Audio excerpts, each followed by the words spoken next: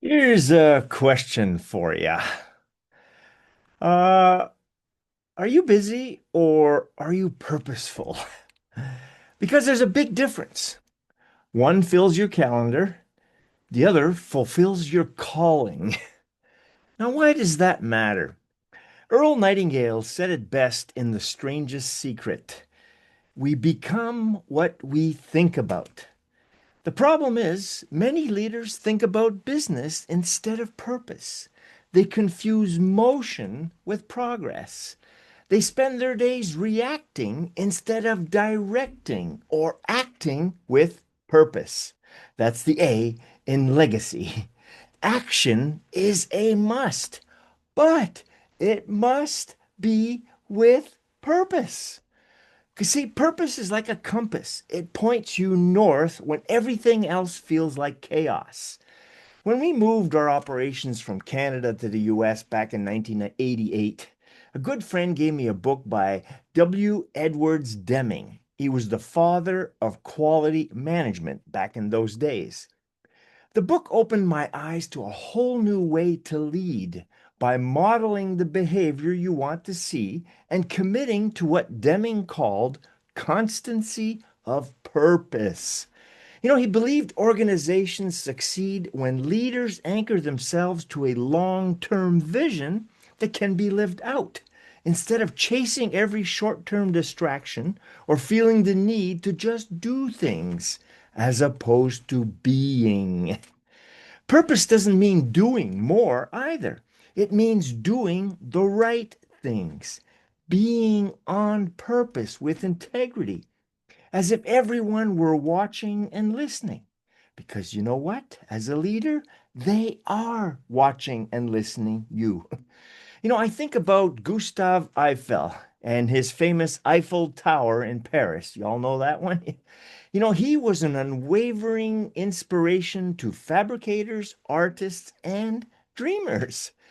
Did you know that before a single rivet was set, his team pre-designed, pre-thought, pre-built, and pre-fit sections of the tower in workshops to make sure everything aligned? Why? Because Eiffel believed the job site should be about assembly, safety, efficiency, and even joy, not chaos. You see, so that's acting with purpose. Front load the thinking, simplify the work, and keep the end goal in mind. Genius. In our business, I've learned the hard way that rushing into action just to get things done without clarity or even proper sequence wastes more time than it could ever save, even though you think by jumping into action you will save it. Most of the times, that doesn't work. But when we pause and plan and work our SOP, our standard operating type procedures, and then align it all with a purpose, a goal, things move smoother. They move faster and with a whole lot less stress, which is also key. And you would not believe the benefit of leading without stress, and to the mates using their skill without unwarranted pressure. Sure, you need to put pressure on goals and guidelines, but if it's unwarranted, it doesn't work. It backfires. So it's not just about efficiency here. It's about success and stability, efficiency and efficacy.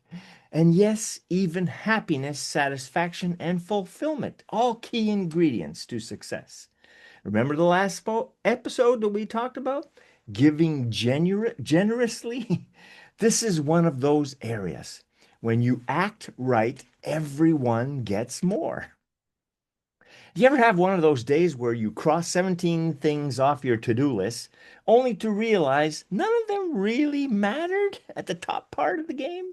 They may have fed your dopamine addiction, which sometimes we need, but did nothing for the serotonin well-being or the oxytocin for trust and love. So yeah, I've been there, and that is not productivity, although it'll get you through some days sometimes. That's really glorified hamster wheel training, if you might say. Sure, some of that busy work needs doing, but it should all still serve as part of a bigger purpose. Because busyness without purpose isn't leadership either.